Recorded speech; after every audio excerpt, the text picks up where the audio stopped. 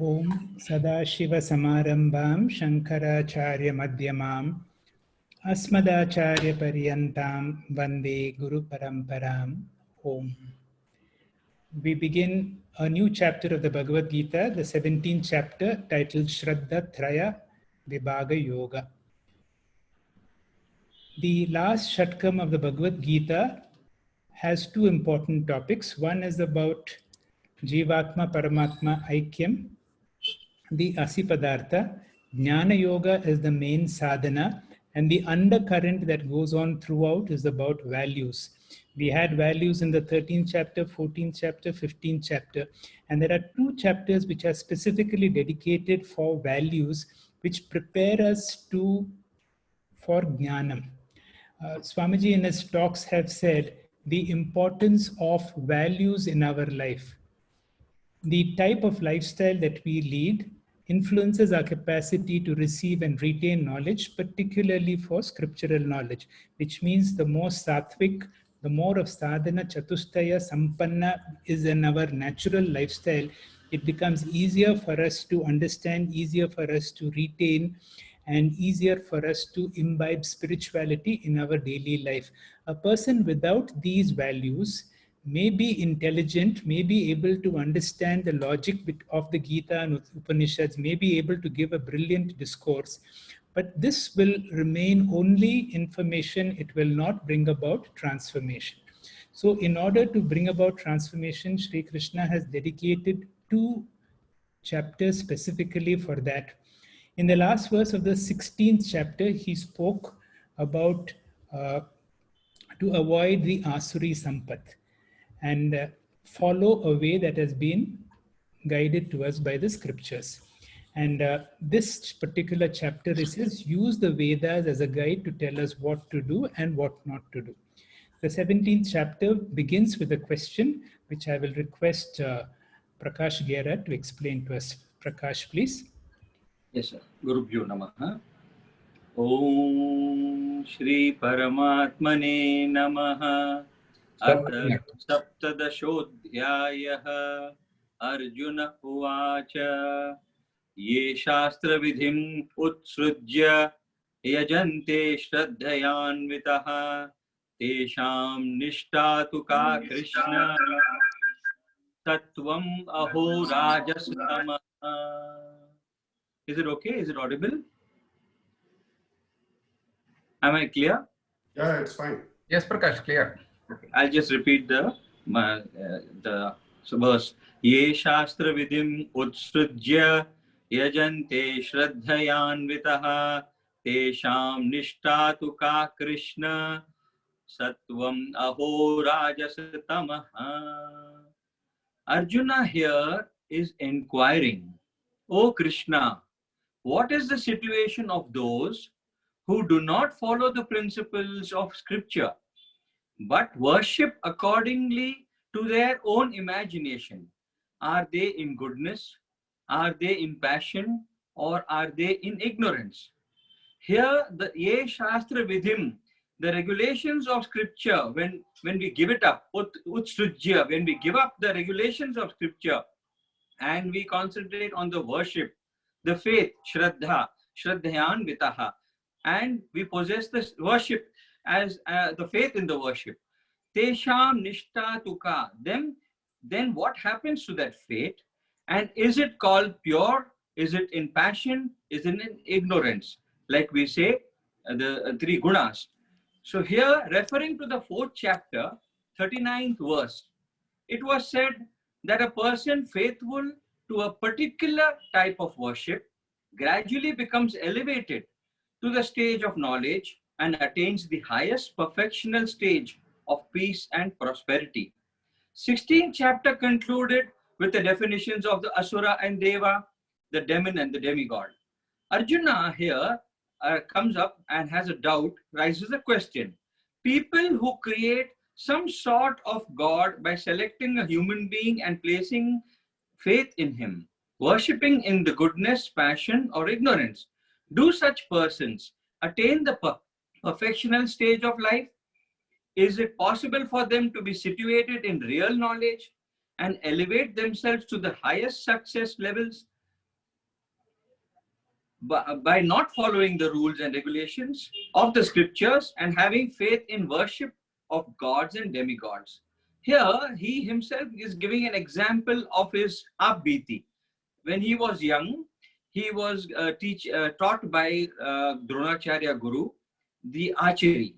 And when he was taught the archery and in the end was given the title of the best archer of the Vishwa, of the earth. Later on, when they were going, surpassing through the forest, they saw another boy who was called Eklavya, who had learned the archery, the knowledge of archery without anybody's knowledge. He had approached Dronacharya, but when Dronacharya said, no, I'm only for the Rajasi type, I cannot give this knowledge to the others. So he had actually learned and had become a better archer than Arjuna. He proved it when he took Dronacharya into the cave and showed him the idol he had made out of clay and actually followed every single aspect taught to Arjuna. Then here, Dronacharya here as a guru tells him, you have to give me Guru Dakshina, and he actually tells him to offer his own right thumb, which is the most essential part used for the archery. So here, the example we give is, as a blind man makes his way by the aid of another who possesses sight, what faith is his? How should the state of such a man be described? The scriptures are endless. The obstacles on the spiritual path are many. There are conflicting statements in the scriptures which have to be reconciled. This chapter covers those people who do not have access to the scriptures, yet try to lead their lives through faith, sincerity, and honesty. How can the disciple determine where his faith is, sattvic, rajasic, or tamasic? How can they ensure that their faith is leading them in the right direction? I remember a small bhajan which I used to sing. Padava nambidenu, Prabhu Padava nambidenu, Padava nambidenu, Swami Padava nambidenu, Nishtaya Kandali Kashtava Niguva Padava nambidenu, Nishtaya Kandali Kashtava Niguva Padava nambidenu, Swami Padava nambidenu, Padava nambidenu, Prabhu Padava nambidenu. So Arjuna's question of faith, Krishna has to answer in the corresponding verses. Hari Om, Gurubhyo Namaha. Thank you, Prakash, for a nice, interesting presentation of the opening question by Arjuna. We will go to Triveni for Bhagavan's answer. Thank you, Doctor. Namaste. Shri Bhagavanuvacha Trivida Bhavati Shraddha Dehinam Sa Swabhavaja Satviki Rajasi Chaiva Tamasi Cheti Tam Shrunu. Arjuna began this chapter by posing the following question. If one does not have access to the scriptures but uses faith to guide their lives, what kind of a position is that? Shri Krishna does not answer that question directly at all. The entire chapter, in fact, is the answer to that question. Shri Bhagavanuvacha, the Lord answers. Lord Krishna says that he cannot give Arjuna a one-line answer and explains that if a person's Shraddha or Puja is governed by scriptural injunctions, the Lord can uniformly say that all of them will come under Sattvic variety. Because scriptures guide a person only towards Sattva predominance. Therefore, any action which is a scripture-governed action would be invariably Sattvic and take a person gradually to Sattva Guna. But in the case of the devotees, what is the problem? Their puja or their activities are not governed by the scriptures because they may be scripturally illiterate. And if the scriptures do not guide their activity, what will be guiding their activity? What will determine the type of puja they do, the type of motive they have, the type of deity they worship? What will determine the puja of an illiterate person? Swamiji says, if it is certainly not scriptures, then what? He continues and says that it is a person's character that is going to determine the type of puja. Because a person's activities can be governed either by an external guideline or by his own likes or dislikes, his own vasanas, his own svabhavaha, his own characters. These are the only two possibilities, scripture governed or character governed. And in the case of this particular devotee, it is not scripture governed because he is illiterate. Therefore, Krishna says it will be governed by the character. Therefore, first Krishna says Dehinam Shraddha, the Shraddha or the faith of the scripturally illiterate people. Dehi means here Ajnani Bhakta. Here Dehi refers to a devotee who is not scripturally literate. And his type of puja, his attitude, his motive, everything will be Swabhavaja, governed by his personality, his mindset, his inclination, and his Purva Janma Vasana. And now the next question is, what will be the character of such a devotee? Krishna says the devotee's character is threefold: Satvika Swabhavaha, Rajasika Swabhavaha, and Tamasic Swabhavaha. And therefore Krishna says, Shraddha Trividha Bhavati. The faith will be of three types. Have faith in Krishna. He will answer himself, says Krishna says, Tam Shrunu. Do not be in a hurry. I will systematically tell you, only patiently listen, is what Krishna tells Arjuna and us. In conclusion, nobody can be without faith, for it is an inseparable aspect of the human personality. If we do not have a guru to guide us, we cannot assess our faith objectively. So, how should we tackle this issue? Sri Krishna gives us a starting point to help us. We first need to understand what he means when he says that faith comes from swabhava or nature.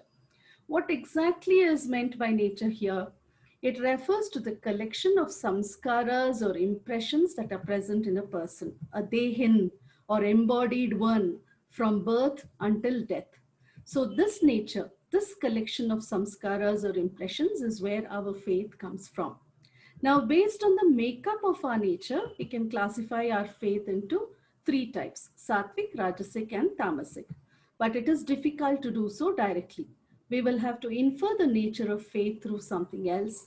Sri Krishna tells Arjuna and us to listen patiently, since he will explain how to do this in the following verses. Hari Om. Thank you, Doctor. Thank you, Triveni. Lata Mishra, please.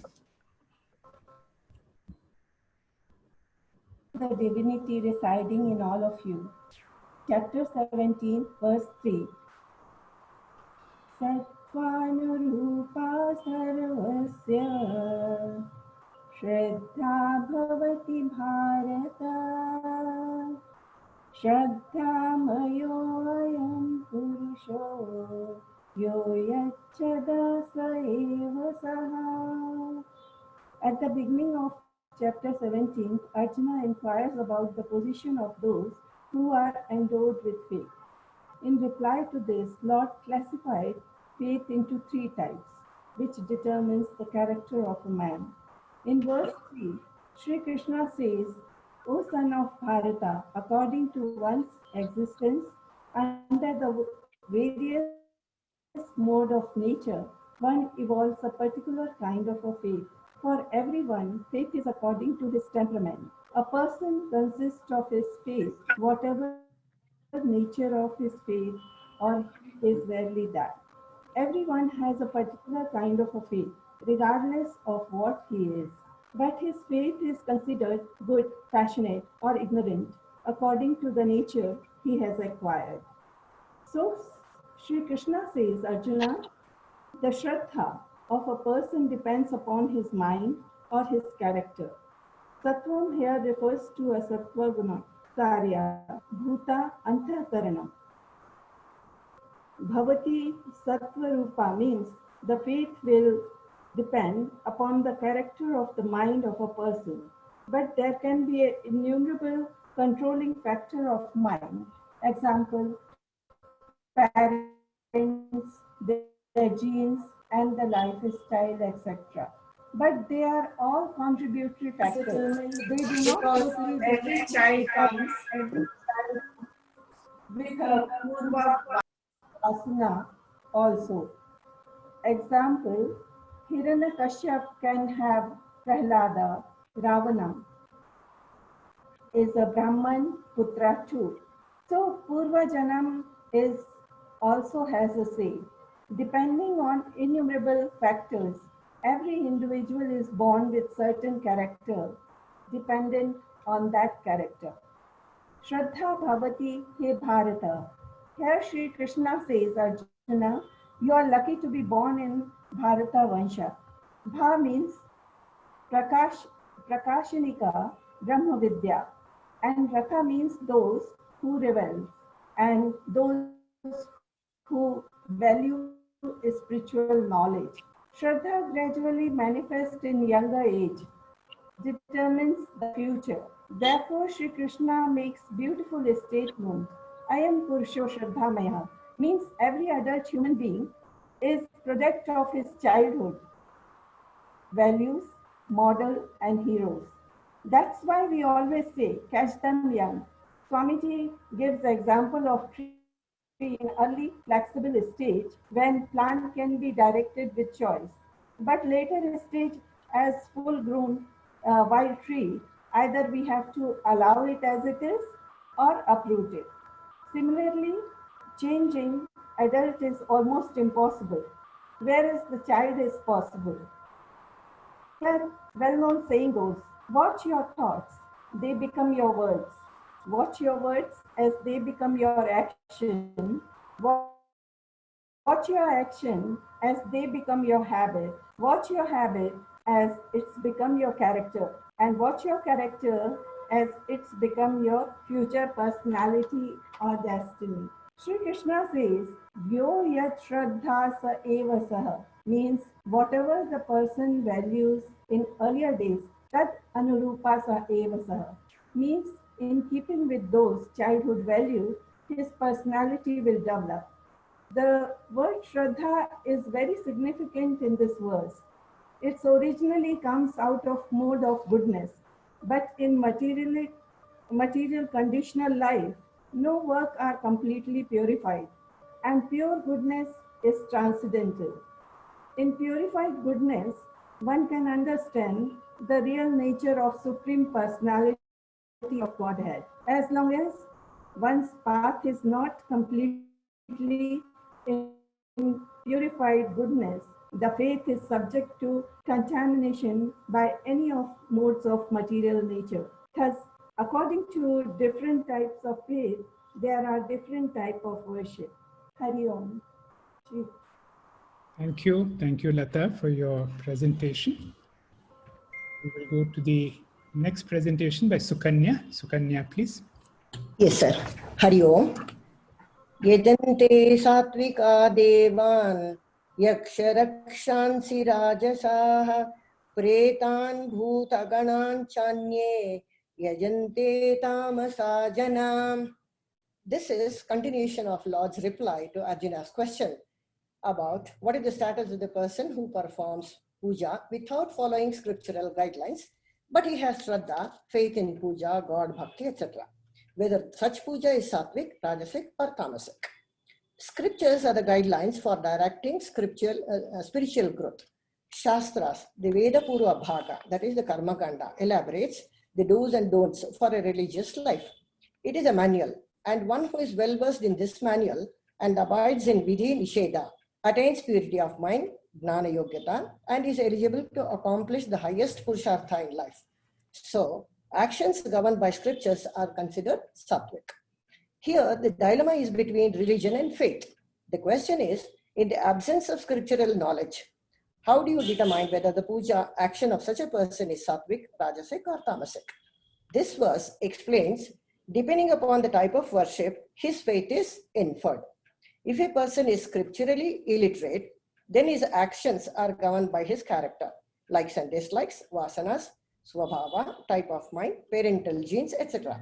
Such a character is of three types, as already explained. Shraddha is a state of mind that is invisible. It can only be inferred from the type of activity or lifestyle of a person. Swamiji gives a famous quote from the Brahma Sutra, Anumana Vakya, Yatra Yatra Dhumo, Tatra Tatra Agniman. Wherever there is smoke, it is inferred there is fire. Applying this analogy, type of Shraddha is inferred depending on the type of activity or lifestyle of a person. Now coming to the verse, Yajante Satvika Devan. Yajante means worship. Sattvic people worship gods. Yaksha Rakshansi Rajasa. Rajasic people worship Yakshas and Rakshasas. Yajante Tamasa Jana Pretan Bhutagana. Tamasic people worship ghosts and spirits.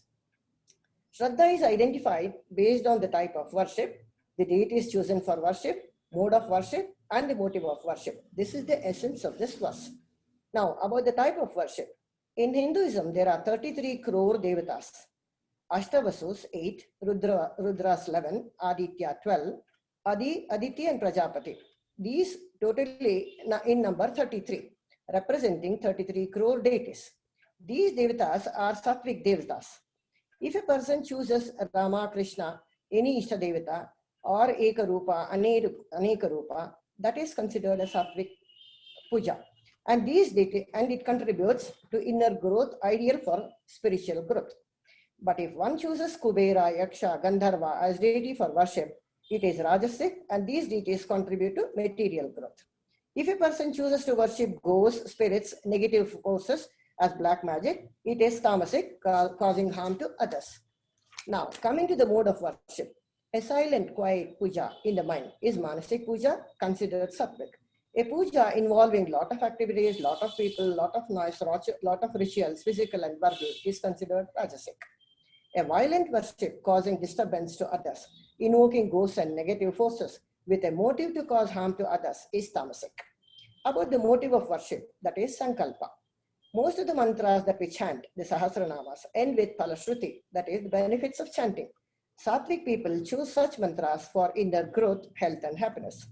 Rajasic people choose mantras for gaining materialistic possessions. And the Tamasic people use Tantra Shastra with an intention to harm others. So, depending upon the type and ways of performing puja and the motive behind, we can infer whether the Shraddha is Sattvic, Rajasic or Tamasic. Krishna has reiterated this in chapter 9 of verse 25. Yanti deva vrata devan, pitrani yanti pitravrata, bhutani yanti bhutejya, yanti madhyadinopiman. Worshippers of gods reach gods. Worshippers of ancestors reach ancestors. And worshippers of bhutas reach bhutas. And my worshippers reach me. So, in conclusion, as Sir earlier said, we need to follow the preparatory steps such as detailed in chapter 16 and 17 to work towards refinement of this precious human life as Karta, as Bhokta, and as Mumukshos towards attaining self-knowledge. Hari Om. Thank you. Thank you, Sukanya, for a nice coverage of this verse. We will go to Dr. Jagdish, sir. Dr. Jagdish, please. Is the volume sufficient, sir? Yeah, you're clear. Gurubhyo Namaha, Shloka 5 of Shraddha Traya Vibhaga Yoga. Guruji, Prakash, Triveni, Sukanya and Lata have already given me a nice simple road map to follow. I'll just elaborate maybe a few more phrases, nothing much to really richly add. Well, in the first shloka, to Arjuna's doubt, where do those people stand who disregard spiritual injunctions? Krishna replies, yes, every human being is born with innate faith, but this faith conforms to the nature of their mind. All have Shraddha, no doubt, but those with goodness worship celestial gods, those with a mood of passion worship Yakshasas and Rakshasas, and the ignorant ones, the ghosts and the spirits.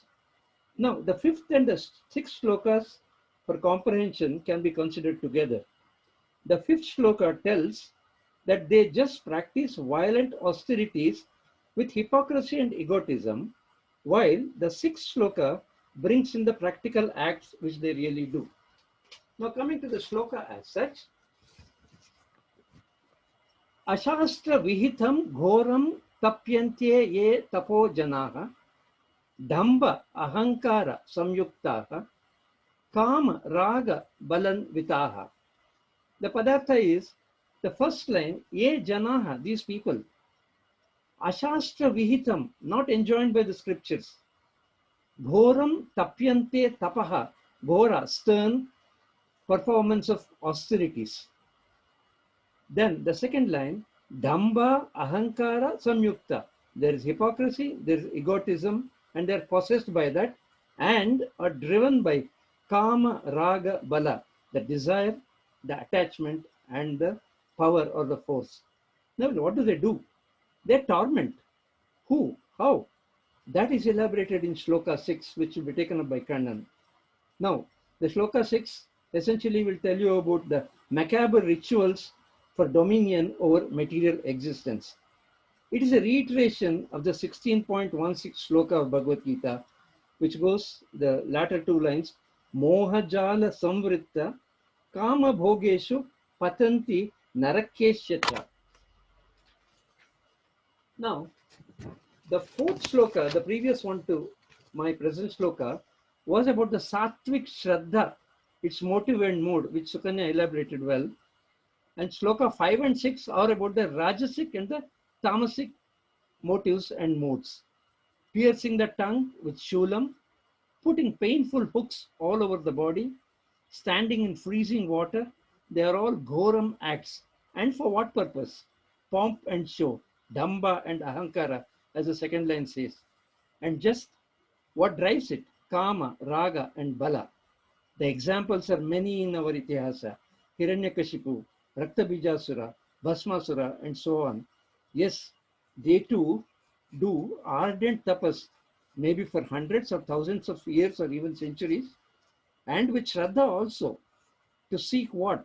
Physical powers purely to dominate and destroy. The scriptures no doubt advise to have controlled austerity about our bodies, but this is wrongly interpreted by these people who have a tamasic approach in self-torturing the body or a rajasic destruction of others. There is no sattvic thought, there is no sattvic approach at all. I'll end with a small fable by Ramakrishna Paramahamsa. One of his devotees disappeared for a few years and then returned and pompously told the Guru how by Ghora Tapas he gained powers to enable him to walk on water. To which Ramakrishna smilingly, coolly replied, if only you had given 3 pies to the boatman, he would have safely taken you across. Did you have to waste years of sadhana for this? A question this Shishya and all of us should ask ourselves at times when we pompously plan tough austerities on ourselves. Is it Atma Vidya at all? Is it our ultimate aim? Is it the Satchidananda or the ultimate goal, which means beyond happiness and misery, that we are seeking? Is it anywhere near Aham Brahma Asmi? Over to Shloka 6 to Mr. Kannan for the final punch. Thank you very much, Dr. Jagdish, for a nice explanation. Dr. Kannan is not there, Indu has agreed to do this for us. One moment. Indumati, will you please explain this verse for us? Yes, sir. Shri Gurubhyo Namaha. Karshayanta Sharirastam Bhutagramamachetasah Mam Chaivanta Sharirastam Tan Vidyasura Nischayan.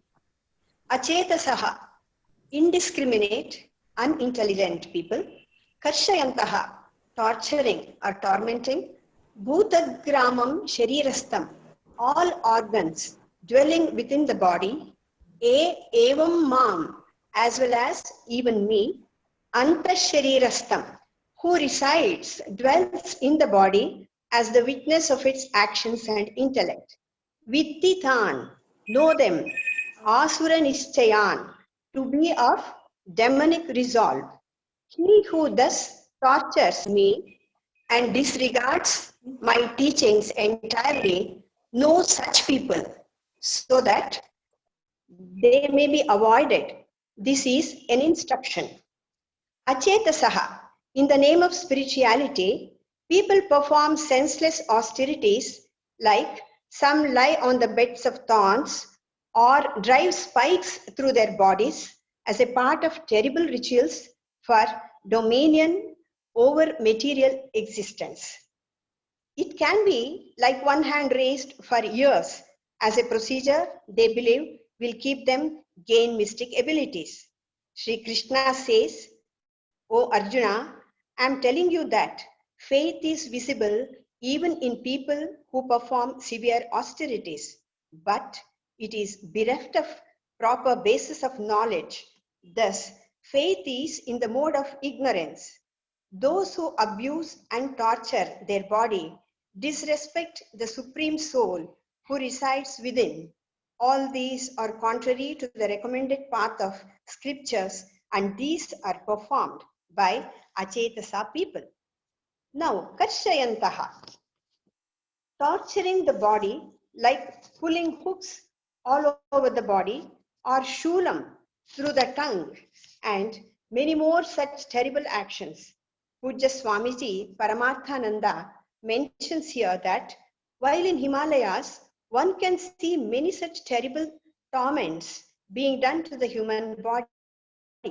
Once Swamiji saw on the way to Badrinath a sadhu who never sits or lies down, all the time standing on a wooden plank, hanging from a tree branch, sleeps also while standing.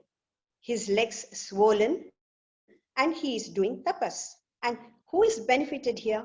Swamiji says this is all due to ignorance and illiteracy regarding religion and spirituality. Hence, people are also illiterate here. They consider such people as great. This is nothing other than torturing the body.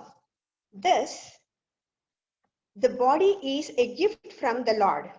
You may not pamper it, but you should not torture it too. Both extremes are equally dangerous.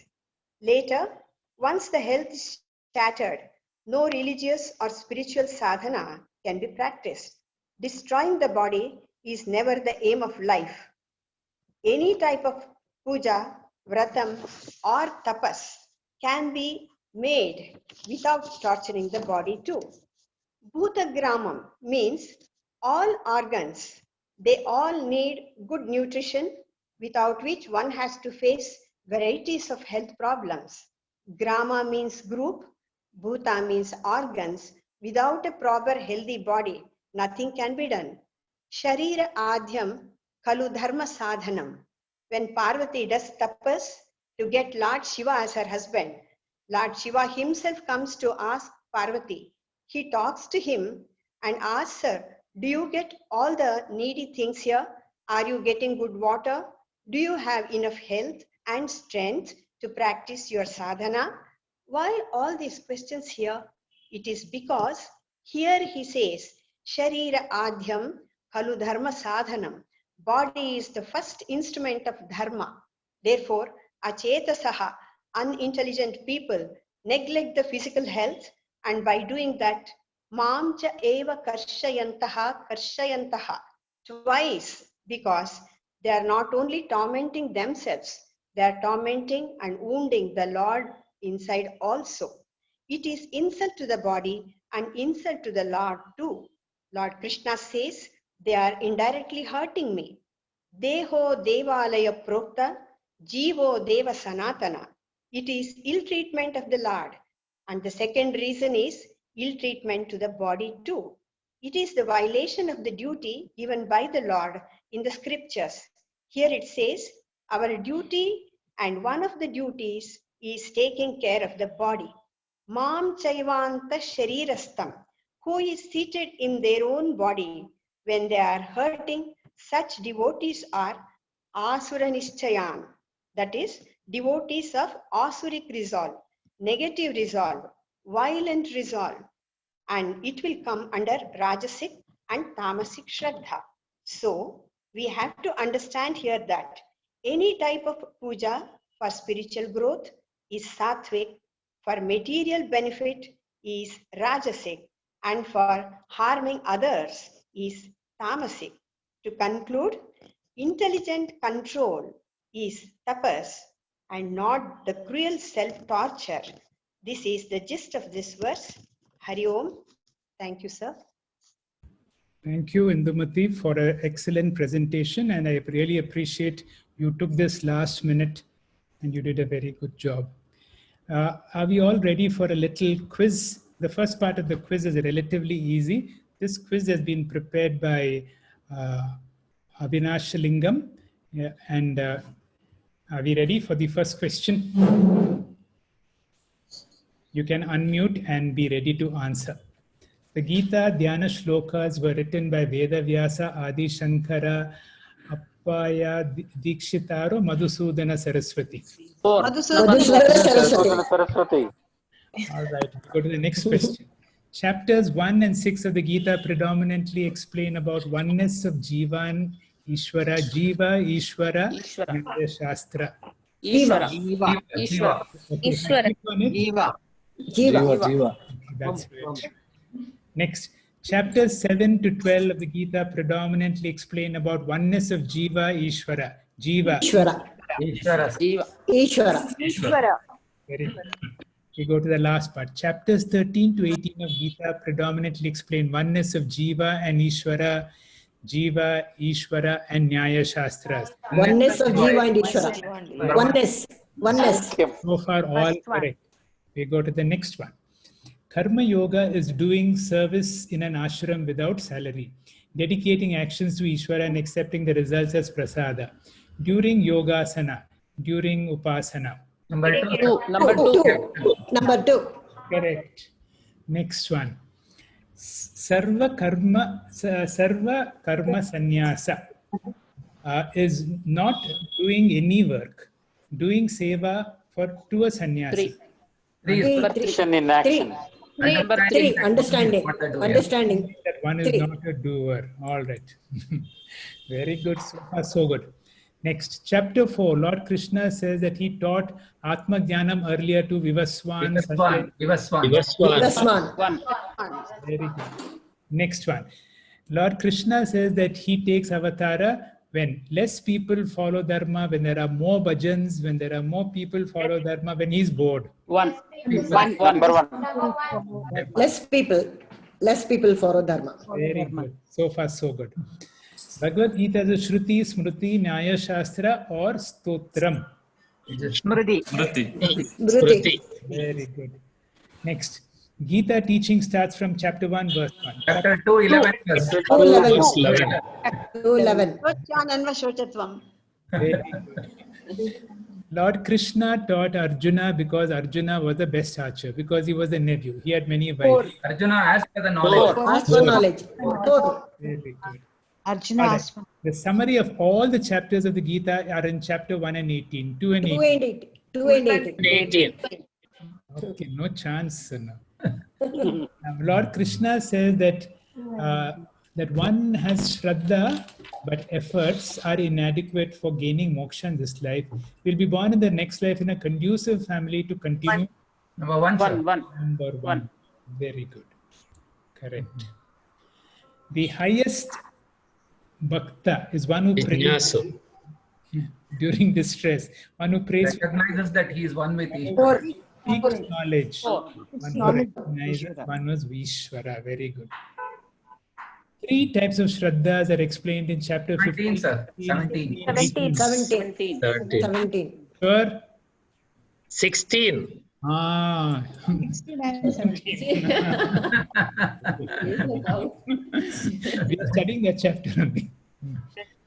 All right.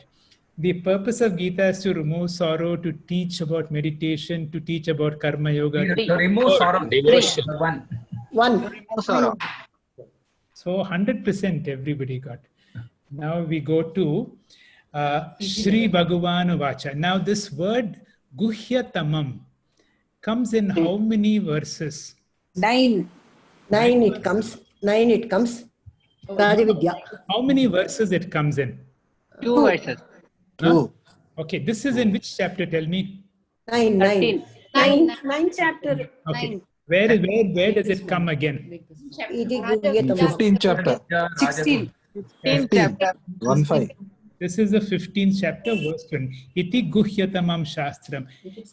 Okay, in one more place it comes. Where does it come? Rajavidya. 9th chapter. Ninth first verse. 9, we finished 15. One more place it comes. I have told you the secret. Who's that? 9th chapter. Second verse. 9 is over, 15 is over. 18. Somebody has said the correct answer. It's in the 18th 18. chapter, verse 63. It is the greatest Last, secret of secrets I have told you. So this Guhyatamam comes in 3 places. Next question. 9, 15 and 18. What is the meaning of the word susukam? Very easy. Very good. No. Yeah. I will make Brahma Vinayakan Vidya. should have answered. Yeah, very easy. I will make it easy for you. Easy. Good. What is the meaning of the word parantapa? Destroyer of enemies. Correct. Destroyer of enemies. Correct. Exact word is scorcher of enemies. Scorcher of enemies. Okay. Tatam. What is the meaning of the word tatam? Manifest. Pervaded. Pervade. The word tatam means to pervade. Avyakta means? Unmanifest. Not seen. Unmanifest. I pervade in an unmanifest manner. Very good. Okay. What is the meaning of the word gramam? Group. Gramam. Yeah, correct. Group of sense organs. Why is it called a village? Why is it grama is also village? Yes. Group of families. Yeah, Group of houses. A group of houses. The word gramam means a group. Very good. Then one more question is there. Krishnam. What is the meaning of the word Krishnam? Completely. Exclusively. Very good. Complete or entire. Complete. Very good. What is the meaning of udasina? Casual. Unattached. Exact Without word. attachment. Asangatvam. More specifically, Lazy. the word asina means what? To be in Seated. Uda means Seated. Above. you are seated above. That means you are indifferent. Very impartial. Like you see in tennis, you will see the referee will be sitting on top, like that. Yeah. Udasina. What is the meaning of the word Dhananjaya? One who is Dhananjayati iti Dhananjaya. Acquired wealth. the wealth. Victorious or the wealth. Acquire or Why is Arjuna called Dhananjaya? One who's one. Getting the wealth of knowledge. There is some stories that he has, defeated people, taken their wealth and given it to his guru. Dronacharya. What is the meaning of the word Ananya? Undivided, continuous. Undivided. Constant. Uninterrupted.